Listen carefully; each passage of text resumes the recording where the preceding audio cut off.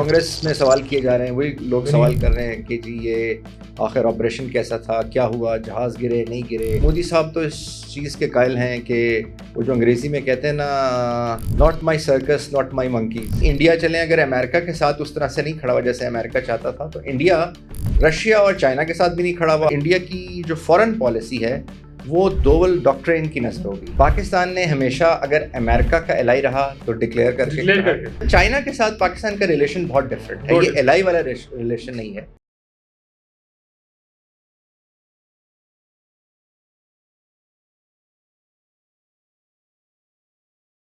दोस्तों, मैं हूं जब्बार चौधरी और आप देख रहे हैं आज़ाद डिजिटल। फितनतुल हिंदुस्तान और उसकी प्रॉक्सीज का ताक़ुब जारी। जब हम फितनतुल हिंदुस्तान की प्रॉक्सीज को देखते हैं तो आजकल जो है फितनतुल हिंदुस्तान के प्रधानमंत्री और उनकी जो आरएसएस की सरकार है वो हमें बहुत ही मुख्तलिफ किस्म के दबाव में नजर आती है। आज जरा देखेंगे कि किस तरह के दबाव जो है इस वक्त हिंदुस्तान फेस कर रहा है।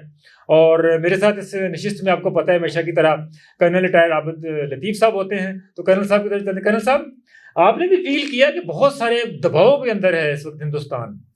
जी बिल्कुल। देखिए, एक तो इंटरनली बहुत दबाव है जो कि पॉलिटिकल दबाव है, जैसे वो हमने देखा भी लोकसभा के सेशन आपने बल्कि हमने तो ये भी देखा कि सेशन ही नहीं हो पा रहा था, इतना दबाव था। और फिर एक दबाव जो है वो लोगों की तरफ से है, लोग सवाल कर रहे हैं, वही जो कांग्रेस में सवाल किए जा रहे हैं, वही लोग सवाल कर रहे हैं कि जी ये आखिर ऑपरेशन कैसा था, क्या हुआ, जहाज़ गिरे नहीं गिरे, कितना नुकसान हुआ। और फिर जब 400-500 वो इंडियन सोल्जर्स की डेड बॉडीज भी अपने अपने गांव में गई, तो वो लोगों के अंदर भी एक वो लेकिन ये हम यहाँ पे वो अभी तक उनका ऑफिशियली अनाउंस नहीं कर रहे हैं, जो ऑफिशियली अपने फौजियों को मान सम्मान नहीं दे रहे, यहाँ तक इतने क्रूर हुए, मान सम्मान नहीं दे रहे, क्योंकि फिर देखें उनको वो सारी बात फिर वो जो उनकी बात बाहर आ जाती है ना जी। वो जो मेरा ख्याल है मोदी साहब तो इस चीज़ के कायल हैं कि वो जो अंग्रेज़ी में कहते हैं ना, not my circus not my monkeys, ये मेरा कुछ था ही नहीं, मैं तो था ही नहीं, मैंने तो कुछ किया ही नहीं। वो not my monkeys not my circus not my monkeys, मैंने तो कुछ बस लातलकी का ऐलान कर दो, चुप कर जाओ, जवाब ना दो। लेकिन ये चीज मल्टीप्लाई होती है जी। बिल्कुल, क्योंकि हमने देखा कि जब वो जवाब नहीं दे रहे थे तो उस वक्त भी एक और तरह का प्रेशर था जी, और जब इन्होंने जवाब दिए हैं और जो तकरीरें की हैं उसके ऊपर एक अलग तरह का प्रेशर आ गया, क्योंकि किसी सवाल का जवाब उसमें नहीं था जी। क्योंकि जब पहले जवाब नहीं दे रहे थे तो वो जो इंटेंसिटी है अब उस क्वेश्चनिंग की या उस डाउट की वो बढ़ गई। अब जब जवाब दे रहे हैं तो उससे और डाउट क्रिएट हो रहे हैं और सवाल इनको पहले ही जवाब दे देने चाहिए थे, पहले ही बता देना चाहिए था। खैर एनीवे, और एक तो ये प्रेशर है जी, दो ये प्रेशर है और एक बाहर से भी प्रेशर है, एक अमेरिकन प्रेशर भी है। क्योंकि अमेरिकन ने over a period of time अगर आप देखें तो इन्होंने कोई अगर आप डिफेंस या न्यूक्लियर या कॉपरेशन या ट्रेड या कॉमर्स या एक्सचेंज ऑफ इंफॉर्मेशन, इस तरह के आप अगर पैक्ट देखें या आप एग्रीमेंट देखें जो इन्होंने आपस में किए हैं तो वो 5-6 हैं जो बहुत मेजर हैं। इवन लॉजिस्टिक्स के भी इनमें शामिल है।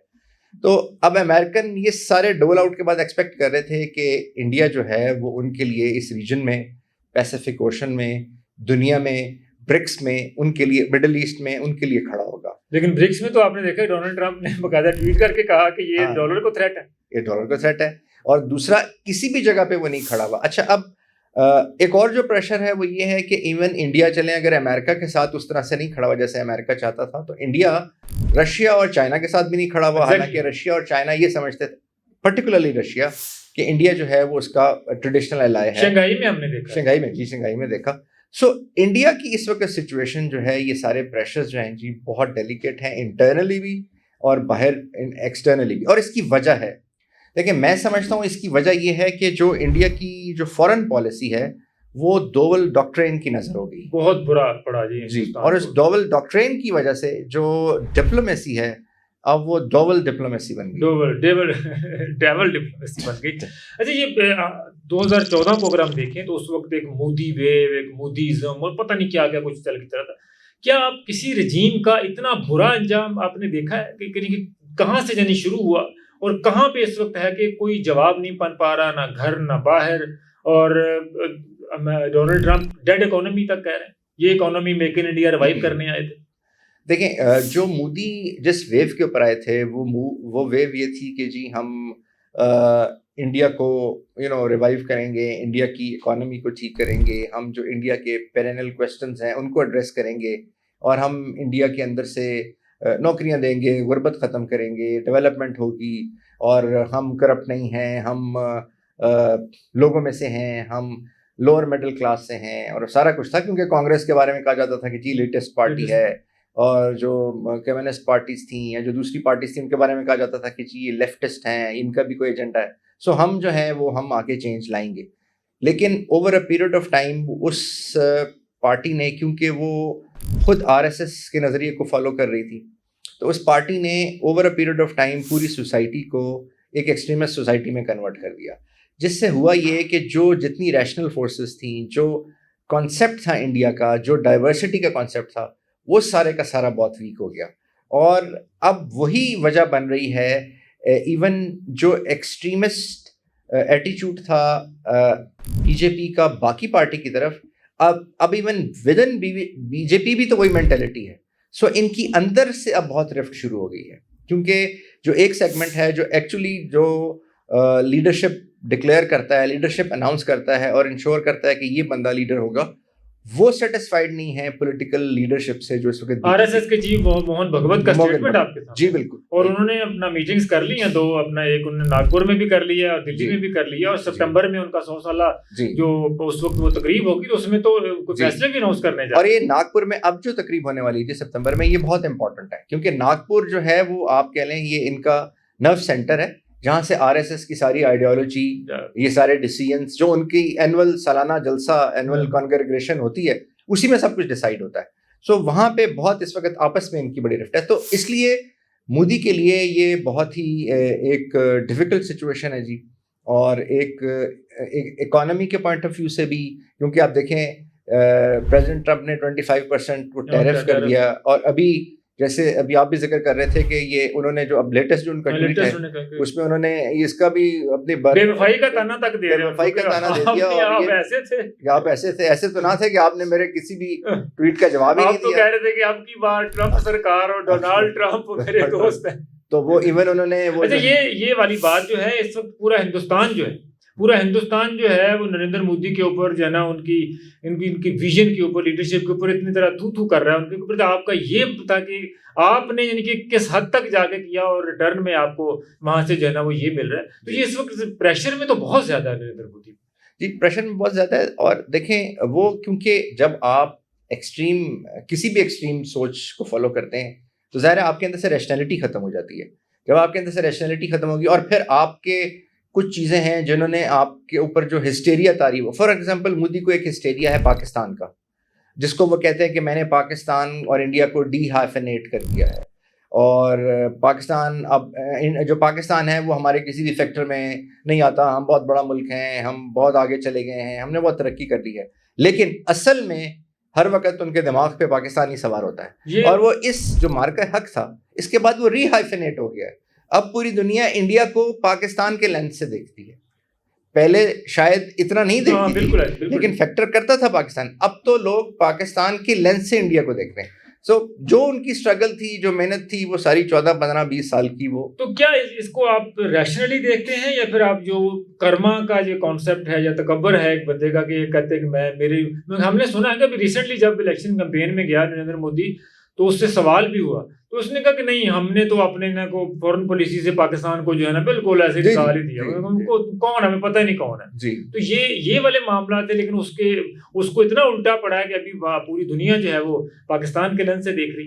देखें पाकिस्तान ये कहता था, वो कहते ये थे कि जी हमने पाकिस्तान तो बहुत, हम तो पाकिस्तान की बात ही नहीं करते, कौन पाकिस्तान। लेकिन आपकी जब पॉलिसी सारी पाकिस्तान ओरिएंटेड हैं, जब आप पाकिस्तान के ऊपर हमला कर रहे हैं, जब आप पाकिस्तान की जो टेरिटरी है, टेरिटोरियल सॉवरेनिटी है, उसको अटैक कर रहे हैं, तो उसका मतलब पाकिस्तान तो आप ऐसे आपके नर्व्स पे सवार है। तो जब पाकिस्तान आगे से, आपने यही तो बात है कि आपने एक झूठा एक नैरेटिव बनाया कि पाकिस्तान तो फिगर आउट ही नहीं करता, फिर आपने पाकिस्तान पे अटैक किया, और फिर जब पाकिस्तान की वजह से आपको मुंह की खानी पड़ी, तो वो जो आपने सब कुछ बनाया हुआ था उसकी वजह से आप ही के खिलाफ आपके मुल्क में एक बहुत स्ट्रांग वेव होगी कि आप तो कहते थे पाकिस्तान एग्जिस्ट नहीं करता, पाकिस्तान फैक्टर नहीं करता, पाकिस्तान हमारी डिप्लोमेसी में किसी भी पॉलिसी में नहीं आता, तो फिर ये कैसे हो गया कि एक पाकिस्तान ने आपको जो है वो बिल्कुल जानो शाने चित करके रख दिया है। कल साहब ये हिंदुस्तान की तो प्रेशर हमें इस वक्त वो नजर आ रहा है तरफ, दूसरी तरफ पाकिस्तान है। पाकिस्तान की डिप्लोमेसी को आप कैसे देखते हैं? कि इनकी देखिए इस वक्त एक तरफ हम जो ना वो चाइना के साथ हमारी हमेशा से दोस्ती है, हमारा भाइयों जैसा रिलेशन है, और हम CPEC को भी रन कर रहे हैं, और अभी जो है वो एक ट्रेड डील अमेरिका के साथ भी की। तो क्या ये पहले कभी हुआ है ऐसे कि यानी कि हमने इतना वकार के साथ, यानी कि अपने टर्म्स के ऊपर हम दोनों ब्लॉक्स को या दोनों मुल्कों को हम साथ लेके जो है उनके साथ चल रहे हैं? देखिए, स्टेट क्राफ्ट में और लव अफेयर में दोस्त और दुश्मन क्लियर होने चाहिए और आपको क्लियर लाइन लेनी चाहिए। पाकिस्तान ने हमेशा अगर अमेरिका का एलाई रहा तो डिक्लेयर करके पाकिस्तान अगर चाइना के साथ, अच्छा चाइना के साथ पाकिस्तान का रिलेशन बहुत डिफरेंट है, ये एलाई वाला रिलेशन नहीं है, ये कोई एग्रीमेंट्स वाला रिलेशन नहीं है, ये नेबर वाला रिलेशन नहीं है, ये बियॉन्ड है, ये एक एग्जिस्टेंशनल रिलेशन है। यानी यूँ कह लें कि right from the day one कुदरती तौर पे अल्लाह ताला, मैं कहूँगा अल्लाह ताला की मदद थी कि हमारा चाइना के साथ जो रिलेशन था वो डिप्लोमेसी की डेफिनेशन में भी नहीं आता। वो क्योंकि वो इससे बहुत बियॉन्ड है। और चाइना ने कभी इवन जब हमारे अमेरिका के साथ रिलेशन बहुत वो थे अच्छे, तब भी चाइना ने माइंड नहीं किया। ये बहुत की फैक्टर एक है कि इनके जब हमारे खराब हुए तब भी चाइना को कोई फर्क नहीं पड़ा, अब हमारे दोबारा अच्छे हो जाएंगे तब भी चाइना, क्योंकि हमारे रिलेशनशिप डिप्लोमेसी और अलायंसेस, ब्लॉक्स और सेक्टर्स और फैक्टर्स से बियॉन्ड है। और ये कुदरती, और ये सारा कुछ मैं समझता हूँ कि इसमें कोई बहुत हमारी ऑकमेंट नहीं थी, बल्कि ये अल्लाह ताला की तरफ से एक मदद है, अल्लाह ताला का एहसान है पाकिस्तान के ऊपर। कर्नल साहब बहुत शुक्रिया आपका। नाज़रीन, जैसे कि कर्नल साहब ने भी बताया कि पाकिस्तान की इस वक्त डिप्लोमेसी जो है वो बेहतरीन तौर पे रिजल्ट यील्ड कर रहे हैं हम, और दूसरी तरफ जो हिंदुस्तान है वो मुसलसल जो है प्रेशर के अंदर है, और डिप्लोमेसी के ऊपर जो है उसकी पूरी दुनिया है वो सवाल उठा रही। हम भी सवाल उठा रहे हैं। हमें इजाज़त दीजिए, अल्लाह ने के बाद।